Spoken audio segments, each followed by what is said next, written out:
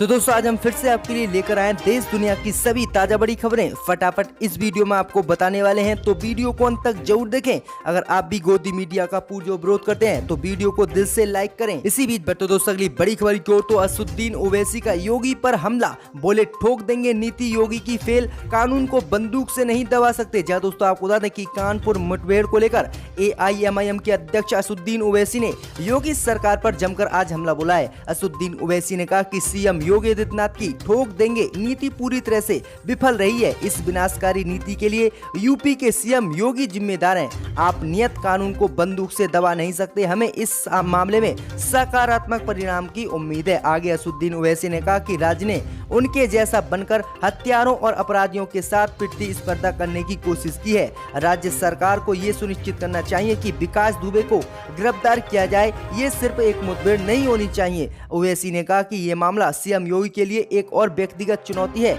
जिसकी ठोक देंगे नीति अपराध को कम करने में विफल रही है। आगे असदुद्दीन ओवैसी ने कहा कि जिस तरह से CM योगी आदित्यनाथ बोलते हैं रैलियों में कि ठोक देंगे, इस ठोक देने की वजह से ही आज उत्तर प्रदेश के लोगों ने किस तरह से पुलिस को ठोका, जिसमें हमारे 8 वीर जो है जवान शहीद हुए। तो ये योगी आदित्यनाथ की वजह से ही लोगों ने बंदूकें उठाई हैं और जो है डायरेक्टली पुलिस पर हमला कर रहे हैं। तो ये काफी बड़ी बातें आज असदुद्दीन ओवैसी की तरफ से बोली गई हैं CM योगी पर कानपुर मुठभेड़ को लेकर। इसी बीच बैठो दोस्तों अगली बड़ी खबर की ओर, तो दिल्ली दंगों की चार्जशीट में 25 साल के इरफान की हत्या में BJP नेता का नाम शामिल। जहां दोस्तों आपको बता दें कि उत्तर पूर्वी दिल्ली के गोकुलपुरी इलाके में 25 से 26 फरवरी को भड़के दंगे के दौरान 25 वर्षीय इरफान की हत्या के मामले में दायर पुलिस चार्जशीट में भाजपा नेता ब्रह्मपुरी मंडल के महामंत्री ब्रजमोहन शर्मा का नाम शामिल है। जहां दोस्तों आपको बता दें कि चार्जशीट में दिल्ली पुलिस ने बताया है कि इलाके में दबदबा रखने वाला ब्रजमोहन शर्मा BJP नेता करीब एक दशक से राजनीति से जुड़ा हुआ है। बता दें कि 41 वर्षीय ब्रजमोहन BJP नेता को 28 मार्च को पड़ोसी सनी सिंह के साथ इरफान की हत्या करने के आरोप में पुलिस ने गिरफ्तार किया है। चार्जशीट में इस बात की जानकारी दी गई है कि ब्रजमोहन ने हत्या की बात को भी कबूल लिया, यानी BJP नेता ने बता दिया है कि उसने ही इरफान की हत्या की थी दिल्ली दंगों में। वहीं ब्रजमोहन के पिता हरीश चंद्र शर्मा भी भाजपा नेता हैं और पार्टी के किसान मोर्चा उपाध्यक्ष रह चुके हैं। वहीं चार्जशीट में ब्रजमोहन का नाम सामने आने के बाद पिता ने कहा है कि उनके बेटे को फंसाया गया है। उन्होंने बताया कि दंगों से पहले 2 स्थानीय पुलिस कर्मियों ने कंस्ट्रक्शन के काम की मंजूरी के लिए 2 परिवारों से पैसा मांगा था। पुलिस की इस तरह की पैसे मांगने की बात को हमारे बेटे ने खारिज कर दिया, जिसके बाद जबरदस्ती उसका नाम पुलिस ने लिया है। लेकिन BJP नेता ब्रजमोहन शर्मा ने कबूल लिया है कि मैंने इरफान का कत्ल किया था 2 अन्य लोगों के साथ। अब 2 अन्य लोगों की पुलिस जांच में जुट गई है और उन्हें गिरफ्तार करी। तो किस तरह से BJP नेताओं ने दिल्ली दंगे को करवाया था, ये बातें अब सामने निकल कर आने लगी हैं। इसी बीच पर तो दोस्तों अगली बड़ी खबर की ओर, तो चीन मसले को लेकर कन्हैया कुमार ने प्रधानमंत्री मोदी के भाषण पर फिर से बोला हमला। जहाँ दोस्तों आपको बता दें कि JNU के पूर्व छात्र कन्हैया कुमार ने इशारों में चीन तनाव के बीच लद्दाख में प्रधानमंत्री मोदी के भाषण पर आज फिर से हमला बोला है। अपने ट्वीट में कन्हैया कुमार ने कहा कि सबको मालूम है लद्दाख की हकीकत, लेकिन वोटर को खुश करने के लिए प्रधानमंत्री मोदी का भाषण अच्छा है। इसके साथ ही कन्हैया कुमार ने TV न्यूज एंकरों पर भी हमला किया। उन्होंने आगे लिखा कि उनके आने से आ जाती है टीवी पर रौनक, एंकर बताते हैं कि बॉर्डर पर हाल अच्छा है। आगे कन्हैया कुमार ने लिखा कि घायल और बीमारों को भी हमारे साहेब दवाई और राशन नहीं भाषण पिलाते हैं। इसके साथ ही कन्हैया कुमार ने कहा कि सेना के साहस का सहारा ले रही है, सही है, कम से कम आज तो एक बार चीन का नाम लेते। न जाने क्यों साहब के मुंह से चीन का नाम तक नहीं निकल रहा है, पर उम्मीद है कि चीन को मुंह तोड़ जवाब देंगे और शहीदों की कुर्बानी बेकार नहीं जाएगी। इससे पहले भी आपको बता दें कि कन्हैया कुमार ने शायराना अंदाज में कहा था कि बोलो रे बेईमान, क्यों सरेंडर किया देश का सम्मान और क्यों नहीं लिया अब तक चाइना का नाम। गलवान में शहीद हो गए हमारे 20 जवान और तुम पका रहे हैं जुलाई में छठ पूजा का पकवान। तो ये काफी बड़े हमले आज फिर से कन्हैया कुमार की तरफ से बोले गए हैं प्रधानमंत्री मोदी पर। इसी बीच बढ़ते दोस्तों अगली बड़ी खबर की ओर, तो नागालैंड में सरकार ने लगाई कुत्ते के मांस और बिक्री के सेवन पर रोक। जहां दोस्तों आपको बता दें काफी बड़ी खबर सामने निकल कर आ रही है कि नागालैंड सरकार ने राज्य में कुत्ते के मांस की बिक्री और सेवन पर रोक लगा दी है। जानवरों के साथ क्रूरता को लेकर चिंताओं के बीच ये अहम फैसला लिया है। राज्य के संसदीय मामलों के मंत्री एन क्रॉन ने बताया कि कुत्तों के वाणिज्य आयात और व्यापार पर तथा कुत्ते के मांस की बिक्री पर नागालैंड में पूर्ण रूप से प्रतिबंध लगाने का निर्णय राज्य मंत्रिमंडल की बैठक में लिया गया है। ये रोक कुत्ते के पके हुए और कच्चे दोनों तरह के मांस पर लगा दी गई है। तो ये काफी बड़ी खबर सामने निकल कर आ रही कि चीन की तरह अब नागालैंड में भी कुत्ते के मांस पर सरकार ने रोक लगा दी। इसी बीच तो दोस्तों अगली बड़ी खबर की ओर तो प्रधानमंत्री मोदी की अपील, युवा बनाए ट्विटर और फेसबुक जैसे भारतीय ऐप, मैं भी करूंगा फॉलो। जी दोस्तों आपको बता दें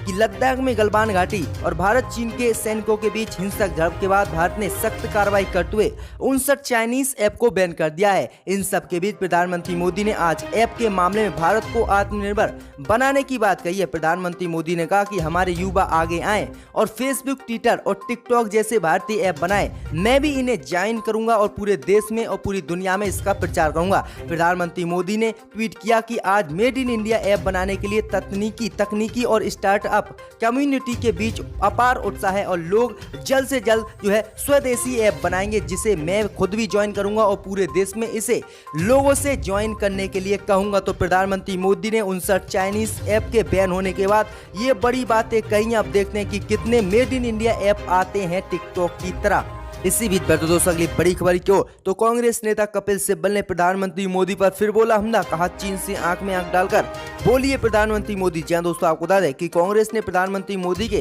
लद्दाख दौरे को लेकर हमला किया है। कांग्रेस ने कहा कि चीन से लगी सीमा पर स्थिति गंभीर है। वहीं कांग्रेस नेता कपिल सिब्बल ने प्रधानमंत्री मोदी पर हमला बोलते हुए कहा कि कपिल सिब्बल ने कहा कि 2014 तक नरेंद्र मोदी कहते थे कि अगर मैं सत्ता में आऊंगा तो चीन से लाल आंख दिखाकर बातें करूंगा। वहीं पूर्व केंद्रीय मंत्री कपिल सिब्बल ने कहा कि प्रधानमंत्री मोदी सुहाने सफर और हंसी मौसम के सपने दिखाते गए, लेकिन अब ना तो सुहाना सफर है और न ही हंसी मौसम है और 2020 पहुंचते पहुंचते हमें डर है कि कहीं हम खो न जाएं। वहीं प्रधानमंत्री मोदी और बीजेपी को पुरानी बातें याद दिलाते हुए उन्होंने कहा कि कांग्रेस शासन के दौरान जब चीन ने लद्दाख में कब्जे की कोशिश की थी तो मोदी जी कहते थे कि हम उन्हें लाल आंख दिखाएंगे अगर सत्ता में आएंगे। उन्होंने कहा कि सरहद पर स्थिति बहुत गंभीर है। वहीं आगे उन्होंने 2 तस्वीरों का हवाला देते हुए दावा किया है कि लद्दाख में चीन ने LAC के पार भारत के हिस्से में कब्जा कर लिया है, लेकिन प्रधानमंत्री मोदी सुहाना सफर और लाल आंख दिखाने की बात करते थे चीन से, लेकिन अब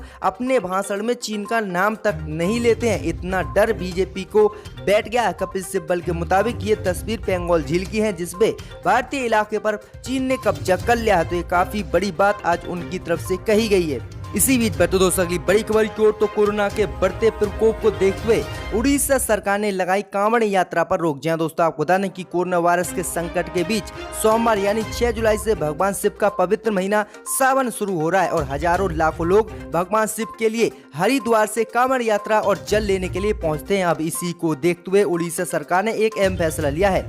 उन्होंने कोरोना के खतरे के मद्देनजर सावन के महीने में कांवड़ यात्रा पर पूरी तरह से रोक लगा दी है उड़ीसा में। वहीं उड़ीसा सरकार की ओर से कहा गया है कि कोरोना के बढ़ते मामलों को देखते हुए इस बार किसी भी कांवड़िया या श्रद्धालु को किसी भी धार्मिक स्थल पर पानी ले जाने या पानी चढ़ाने की अनुमति नहीं होगी और कोई भी व्यक्ति कांवड़ यात्रा नहीं ले जाएगा, क्योंकि कोरोना महामारी बहुत तेज से फैल रही है। अगर ऐसा लोग करेंगे तो कोरोना और उड़ीसा में फैलेगा, जो खतरनाक स्थिति भी ले सकता है। और इसी को देखते हुए कांवड़ यात्रा पर उड़ीसा में इस बार रोक लगा दी है। तो ये काफी बड़ी अपडेट है उड़ीसा से। इसी बीच पर तो दोस्तों अगली बड़ी खबर की ओर तो नेपाल के प्रधानमंत्री KP शर्मा ओली का इस्तीफा देने से इनकार, पार्टी में विभाजन तय। जहां दोस्तों आपको बता दें कि नेपाल में राजनीतिक संकट और भी गहरा गया है। आज होने वाली नेपाल कम्युनिस्ट पार्टी की स्थायी समिति की बैठक टल गई है। नेपाल कम्युनिस्ट पार्टी के नेता पुष्प कमल दहल प्रचंड प्रधानमंत्री KP शर्मा ओली से नहीं मिलने पहुंचे। इसी के साथ नेपाल कम्युनिस्ट पार्टी विभाजन की ओर बढ़ती दिख रही है।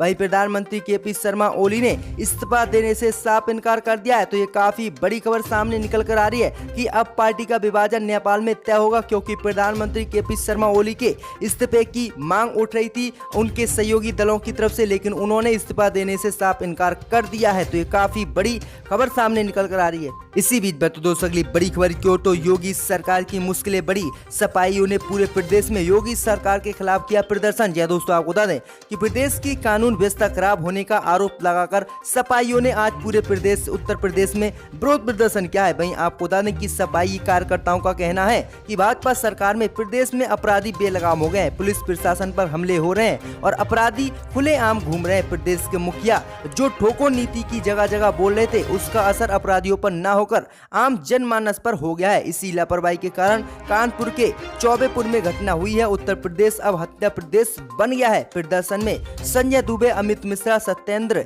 यादव, धर्मेंद्र कुशवाहा, शोभित दुबे, सचिन कटियार, लल्लू शर्मा, कई नेता शामिल हैं। तो ये योगी सरकार के खिलाफ काफी प्रदर्शन किया गया है आज उत्तर प्रदेश। इसी बीच बता दो अगली बड़ी खबर की ओर तो श्रद्धांजलि देकर बोले अमित शाह, विवेकानंद को था युवाओं की ताकत पर विश्वास। जहां दोस्तों आपको बता दें कि केंद्रीय गृह मंत्री अमित शाह ने स्वामी विवेकानंद को उनकी पुण्यतिथि पर श्रद्धांजलि दी। अमित शाह ने कहा कि स्वामी विवेकानंद एक राष्ट्रभक्त, संत, महान विचारक और असाधारण वक्ता थे, जिन्होंने न सिर्फ भारत में राष्ट्रवाद की भावनाओं को बल दिया बल्कि संपूर्ण विश्व को भारतीय संस्कृति के गुणों से पल्लवित किया। गृह मंत्री अमित शाह ने कहा कि स्वामी विवेकानंद की शिक्षा सार्वभौमिक भाईचारे का सिद्धांत था, जिसने 100 साल पहले भी लोगों को विश्वास में लिया और लोग की ताकत का विश्वास दिलाया। तो ये काफी बड़ी बातें विवेकानंद की पुण्यतिथि पर गृह मंत्री अमित शाह ने कही हैं। इनकी मौतली को वापस लिया जाए, इनको दोबारा